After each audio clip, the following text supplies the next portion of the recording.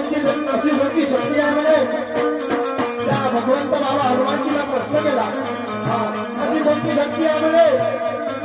या शक्तीला तुझ्या नामाने दूर होत नाही म्हणे तेव्हा मानकरी बाबा युद्धजीला सांगितलं तेव्हा मानकरी बाबा युद्धजीने त्या बाईला सांगितलं बाई म्हणे हे शेवटची भूक आहे म्हणे त्याच्यानंतर माझ्या घरी यायचं आहे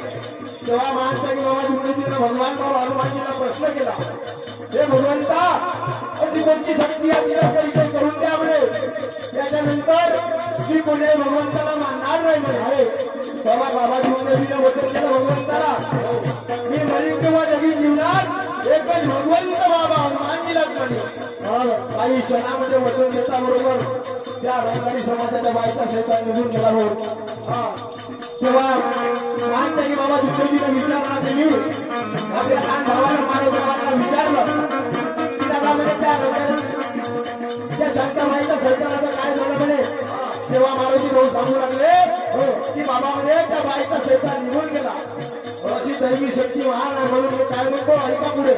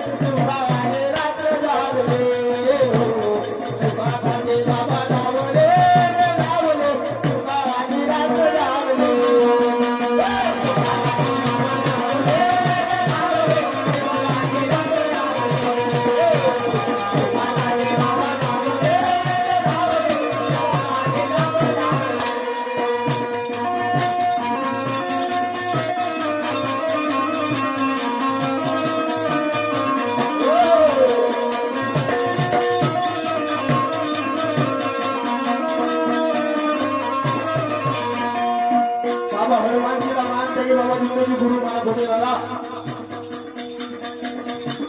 आपण हिंदू धर्माचे लोक आपल्याला म्हणतात आजच मला एका व्यक्तीने म्हणलं तुमचा हनुमानजी कोणता आणि आमचा हनुमानजी कोणता त्याला सांगितलं जाऊ म्हणजे 2 मिनिटांमध्ये सांगणार तर तुला समजणार नाही त्याच्यासाठी तुला कमीत कमी अर्धा तास ठेवावा लागेल म्हटलं तेव्हा त्याला सांगितलं कारण मानकरी बाबा युद्धजीने आपल्याला सांगितलं की आपण हिंदू धर्माचे सोबत हिंदू धर्माचे मनुष्य असल्यामुळे आपल्याला एखाद्या आनंद दैवताला सोबत ठेवून ठेवायची सवय होती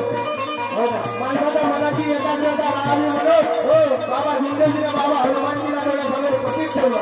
आणि गुरु मानलं म्हणून मी काय म्हणतो का ऐका पुढे